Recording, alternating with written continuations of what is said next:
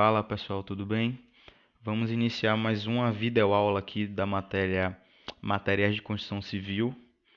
E nessa aula de hoje nós vamos abordar o assunto de aglomerantes. Então nós vamos falar um pouco sobre os principais tipos de aglomerantes utilizados no setor construtivo, né? Na construção civil. Deixa eu dar uma olhadinha aqui, tudo certo. Então, vamos falar um pouco sobre os tipos de aglomerantes, né, os principais tipos utilizados na construção civil. E nós vamos também falar um pouco de cada um deles, algumas características, a origem, definição, processo de fabricação e suas aplicações também. Tá ok? Então vamos dar sequência aqui, dar início à aula.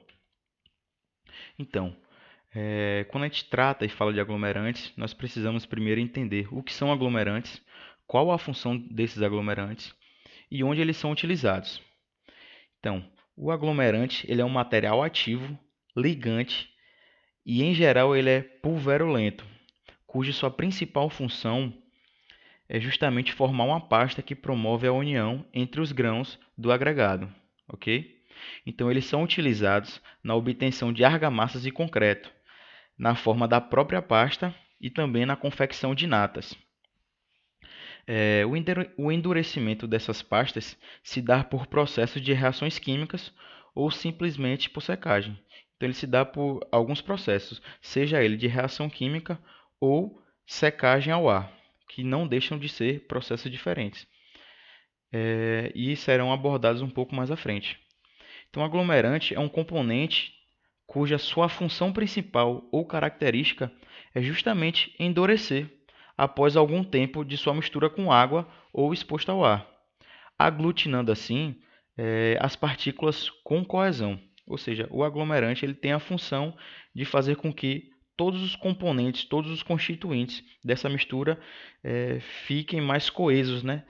Aglutinem mesmo, você consegue juntá-los de uma forma mais efetiva.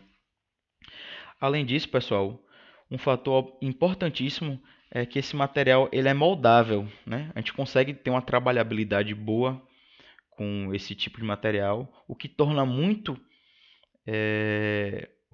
para a gente da construção civil muito bom, porque nós podemos fazer moldes, colocá-lo na forma pastosa ainda, né? Na forma trabalhável dele, e após o endurecimento ele toma aquela forma para ele e fazendo com que nós, desse setor, consigamos desenvolver estruturas diferentes. Até o pessoal da arquitetura mesmo consegue trabalhar de uma forma mais efetiva com esse material.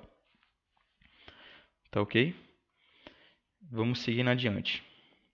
Então, para esse processo de aglomerante, nós temos 4 situações que a gente pode encontrar. Tá ok? A primeira delas é a pasta. A pasta, as pastas, né? Elas são misturas de aglomerantes com água. Elas são pouco usadas devido aos efeitos secundários causados pela retração. Eu já comentei até sobre isso em sala de aula, falando sobre essa retração. Geralmente utiliza-se a pasta para verificar a retração, geralmente do cimento, né? E eles podem ser utilizados nos rejuntamentos de azulejos e ladrilhos, ok? Ou seja, as pastas são misturas do aglomerante, seja ele qual for, com água. Já o segundo caso, nós temos as natas. As natas são basicamente as mesmas coisas que a mesma composição da pasta, né? Aglomerante e água, porém ele tem um excesso de água. As natas de cal, por exemplo, elas são utilizadas em pinturas e as de cimento elas são utilizadas sobre argamassas para obtenção de uma superfície lisa. Ou seja, você faz uma pasta, coloca um pouco mais de água e ele se torna uma nata. E você utiliza justamente para, quando você faz aglomerante com água, o aglomerante sendo o cal, você utiliza essa nata para pintura. A gente vê muito isso, o pessoal nas cidades pintando os meio-fios, né? Geralmente eles utilizam nata de cal. Ou você utiliza a nata para fazer um nivelamento de uma superfície lisa de um cimento, enfim, de um de uma situação utilizando a argamassa que não esteja bem nivelada, você utiliza essa nata para nivelar a superfície. O terceiro é a argamassa, que nada mais é do que a pasta, né? O aglomerado com a água, e você vai adicionar um agregado miúdo. A argamassa, utilizando o aglomerante com cimento, nós temos cimento, água e agregado miúdo, ou seja, a areia. Nós obtemos assim a argamassa. E o concreto é a mistura da argamassa mais um agregado graúdo, ou seja, utilizando o aglomerante e o cimento, nós temos o cimento, água, agregado miúdo e agregado graúdo, correto? Aqui mais na frente que nós temos um esquema mostrando os três tipos principais, lembrando que aí não está mostrando a nata, mas a nata é uma adição, né, excessiva de água na pasta e nós teremos a nata, tá bom? Então nós podemos classificar os materiais quanto ao processo de endurecimento, quanto à sua composição e quanto à sua origem, tá bom? Quanto ao processo de endurecimento, nós temos subdivisões de quimicamente inertes e quimicamente ativos. Os quimicamente inertes, seu processo de endurecimento se dá por simples secagem, ou seja, nós vamos expor esse aglomerante à, superfície não, desculpe, ao ambiente, e ele, por processo de secagem, ocorre o processo de endurecimento também desse material. Como exemplo, nós temos a argila e o betume. Na argila mesmo, nós adicionamos a água, deixamos ele num determinado tempo exposto ao ar, exposto ao ambiente, e ele começa a endurecer, né? Passando pelo processo de endurecimento. E os quimicamente ativos, seu endurecimento ocorre através de reações químicas. E ele também é subdividido em aéreos e hidráulicos. Quando eu falo que seu endurecimento ocorre através de reações químicas, nós temos como exemplo o cal, o gesso e o cimento. Que a partir do momento que você adiciona ou água ou expõe ele ao ar, existe uma reação química ocorrendo na parte intrínseca dessa mistura e fazendo com que ele comece o seu processo de endurecimento, ok? E como eu falei, eles são separados em aéreos e hidráulicos. Os aéreos, eles são aglomerantes que endurecem pela ação química do CO2, ou seja, do gás carbônico contido no ar.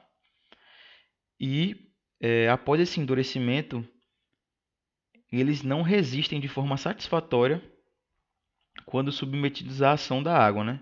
Nós temos, por exemplo, o gesso e a cal aérea, que eles não se dão muito bem após esse endurecimento quando submetidos à ação da água. Se você colocar água em contato com eles, eles podem se desfazer, não reagem bem. E já os hidráulicos, eles são aglomerantes que endurecem pela ação exclusiva da água, ok? Então, eles resistem de uma forma mais efetiva à água após o seu endurecimento. Por exemplo, nós temos a cal hidratada, ela reage bem após o seu endurecimento com contato com a água. Nós temos o cimento natural e o CP, que é o cimento Portland. Além disso, pessoal, alguns autores já mencionam também outra classificação, né? Que além de aéreos e hidráulicos, considera-se um aglomerante polimérico.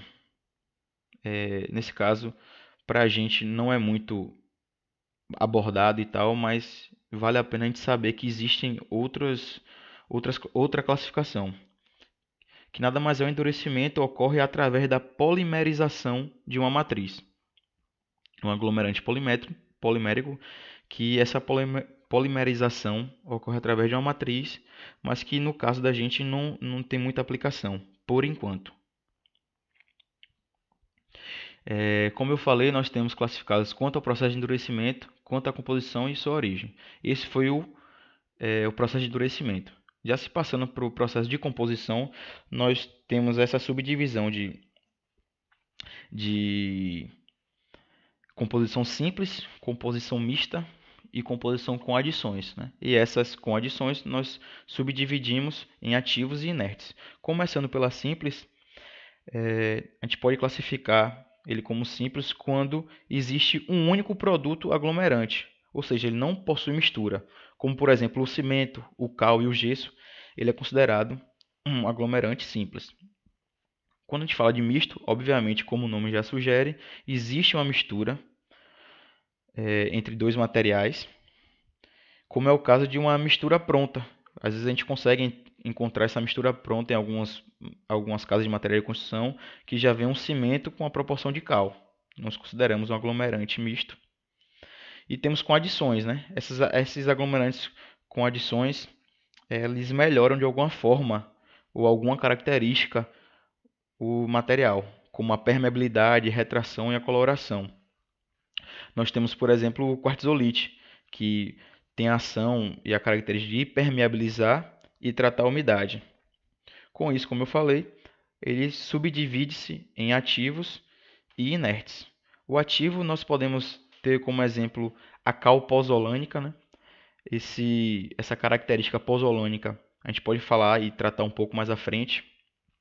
Existem até cimentos Portland que já vem o CP2Z, já vem com adição de pozolana e ela vai afetar algumas características desse material e a gente pode tratar isso um pouco mais à frente. E nós temos as adições inertes, como por exemplo, indicado aqui na lateral, o cimento. Deixa eu ver aqui. Nessa figurinha aqui, ó, é um exemplo de aglomerante com adição inerte, que é o cimento colorido. Nós adicionamos apenas uma pigmentação, não vai alterar sua característica, a não ser a visual, obviamente. E ele é um dos exemplos de um material utilizado que não causa nenhum efeito além da mudança de cor. Tá ok? E quanto à origem, nós podemos classificar os aglomerantes quanto à origem, ou seja, ele subdivide-se em orgânicos e inorgânicos. Os orgânicos, nós temos como exemplo o betume e as resinas, e os inorgânicos, nós temos como exemplo o cal, o gesso e o cimento. Tá ok? Lembrando que os orgânicos existem os materiais à base de carbono. Então, você tem a base da matéria de carbono, ele considera-se também como orgânico.